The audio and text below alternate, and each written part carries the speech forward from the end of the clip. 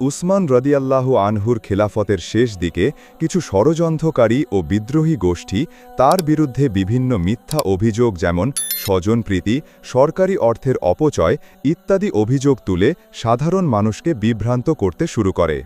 এই বিদ্রোহীরা মিশর, কুফা ও বসরা থেকে এসে মদিনায় তার বাড়ি ঘেরাও করে।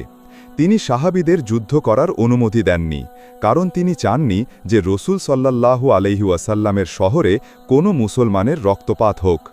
দীর্ঘ ৪০ দিন অবরোধের পর হিজরি ৩৫ সনের ১৮ জিলহজ মোতাবেক ৬৫৬ খ্রিস্টাব্দে শুক্রবার দিন বিদ্রোহীরা তার বাড়িতে ঢুকে পড়ে এবং রোজা অবস্থায় কোরআন তেলাওয়াতরত অবস্থায় ৮২ বছর বয়সী খলিফাকে নির্মমভাবে শহীদ করে।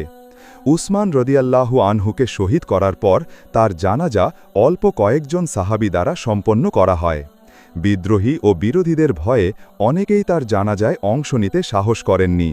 উসমান রদিয়াল্লাহু আনহুকে মদিনার জান্নাতুল বাকিতে দাফন করা হয়।